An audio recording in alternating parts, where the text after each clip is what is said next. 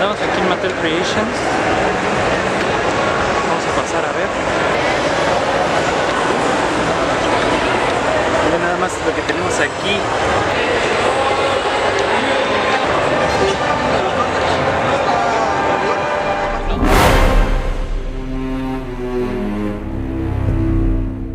¡Hey! ¿Qué pasa, gente? Sean bienvenidos a un nuevo video para el canal de The Switch Motion, y el día de hoy les traigo el unboxing y review de lo que parece ser la figura más esperada de este año por los fans de la saga de Jurassic Park. Con ustedes, el gran Spinosaurus Hammond Collection, una figura la cual ha tenido una gran anticipación en todas las regiones, agotándose de inmediato en todos lados, y muchos se preguntarán: oye Switch, ¿cuál es esa tienda en donde lo conseguiste al principio? Pues bueno, para resumir, los chicos de Universal Pictures México, a quienes les mando un gran saludo y abrazo desde aquí, me invitaron a varios eventos relacionados con la nueva película de Jurassic World Renace o Rebirth para todo el mundo. Entre ellos pude asistir a la CCXP México 2025, en la cual tengo un blog grabado, y parte del mismo pues fue la odisea de encontrar esta figura. En esta convención, Mattel tuvo un stand en donde estaban vendiendo de forma exclusiva y preliminar varias de las figuras que se iban a lanzar en los próximos meses. Y ahí es donde pude conseguir a la figura del Spinosaurus. Pero no se preocupen, porque ya está la preventa en Amazon, Target y muy probablemente empiece a llegar a muchas otras tiendas próximamente. Pero bueno, paremos el bla bla bla y revisemos la caja. Podemos observar a la figura a través de un blister, y ya desde aquí la figura te enamora con esos ojazos. En la parte superior izquierda tenemos el ya clásico logo del esqueleto del T-Rex de Jurassic. Abajo del mismo tenemos un arte promocional del Spinosaurus de Jurassic Park 3, el cual se ve genial. Por la parte inferior derecha tenemos el logo de Jurassic World, el de la Hammond Collection, el nombre del dinosaurio, el logo de Mattel y la edad recomendada de compra, que es de 8 años. En la parte superior derecha tenemos el logo de la línea TrueFX, la cual según Mattel es la más fiel a lo visto en pantalla. Por un lateral tenemos el logo de la Hammond Collection y un poquito de la aleta del Spinosaurus, mientras que del otro lado tenemos el logo de la Hammond Collection, una imagen del Spinosaurus en la película y el logo de Jurassic Park 3. En la parte trasera de la caja tenemos muchas cosas, arrancando con imágenes promocionales de la figura, una etiqueta de TrueFX que nos indica que la figura cuenta con detalles premium que le dan un aspecto más realista, ya que al parecer Mattel tuvo acceso a los modelos CGI de todos los dinosaurios de esta línea. Volvemos a ver el logo de Jurassic Park 3, arriba tenemos el logo de la Hammond Collection y debajo tenemos el nombre del Spinosaurus en varios idiomas.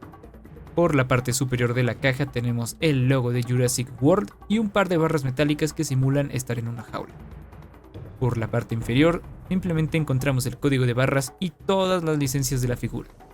Ahora sí, saquémosla del empaque.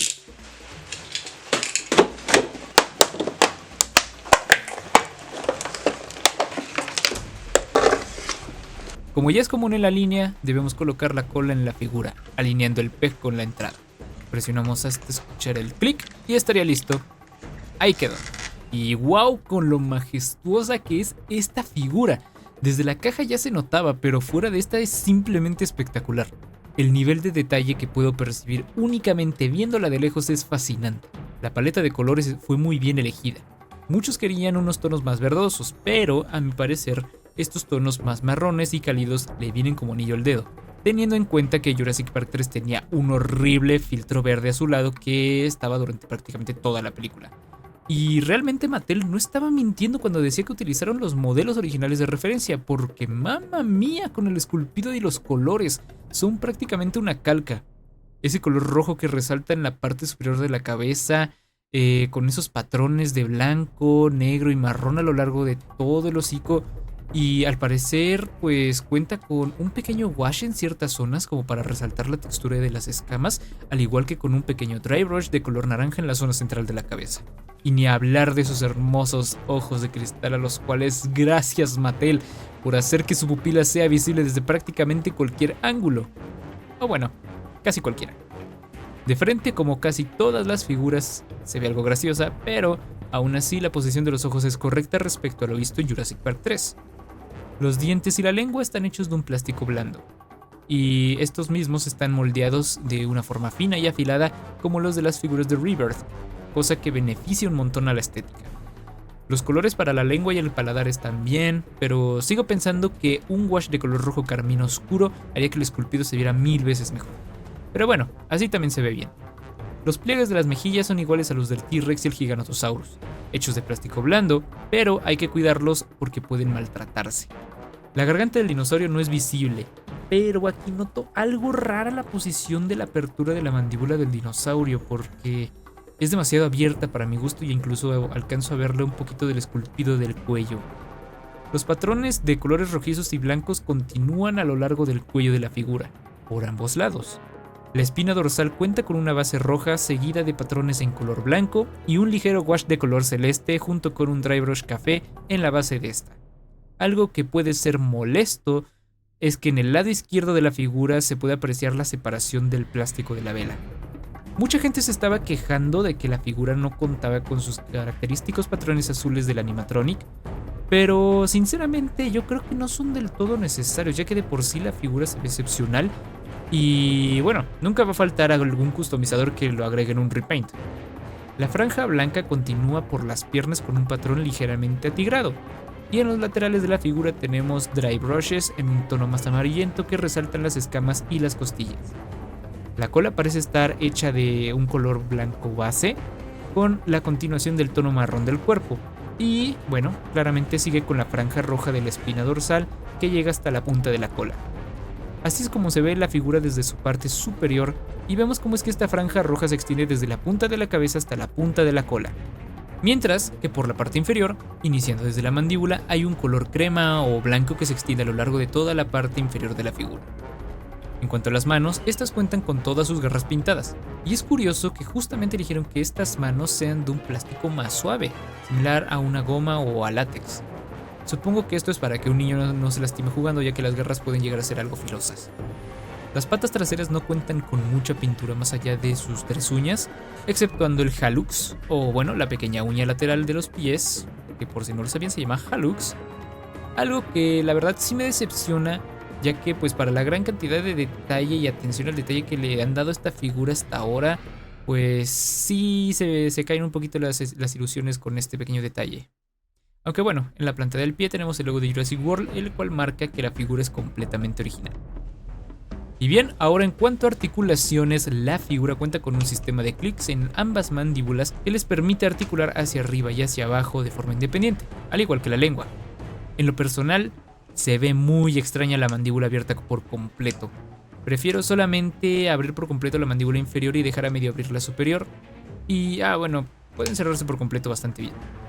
En cuanto a la cabeza, esta tiene un ball joint, la cual le permite moverse de arriba hacia abajo con facilidad, al igual que de lado a lado, aunque no puede rotar demasiado. Pero bueno, para eso está el cuello, ¿no? Que tiene otro ball joint del cual le permite moverse prácticamente hacia cualquier dirección, que combinado con el movimiento de la cabeza puede moverse hacia cualquier lugar sin problema. Y algo genial es que puede rotarse desde la base del cuello por completo. En cuanto a los brazos, pues puede moverlos hacia adelante, detrás o inclusive rotarlos por completo si los giras hacia atrás. Pueden levantarse hacia afuera como si fueran las alas de un pájaro. El codo puede extenderse o flexionarse cerca de los 90 grados. Puede rotar sobre la base del mismo. Y las manos tienen articulación de disco que les deja subir, bajar y rotar. Las patas traseras tienen un sistema de clics, el cual le permite moverse hacia atrás, hacia adelante, y tiene una leve articulación en la ingle para abrirlas ligeramente. Las rodillas pueden extenderse, flexionarse o rotarse sobre sí mismas.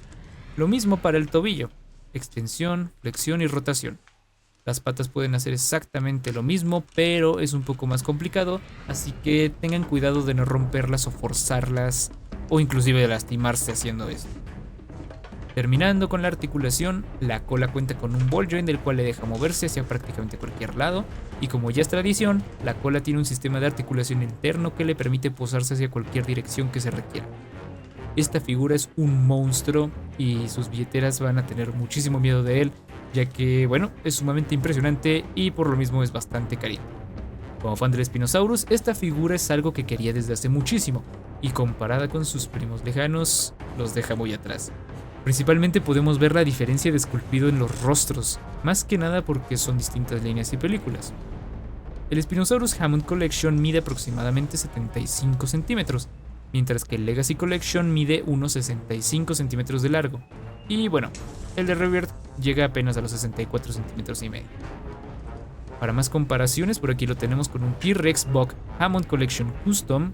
Aquí está el Espino y al fondo tendríamos al Giganotosaurus de la Hammond Collection. Así es como se ve con las otras escalas de figuras de la línea. Y así es como se ve al lado de un saurópodo como el Titanosaurus.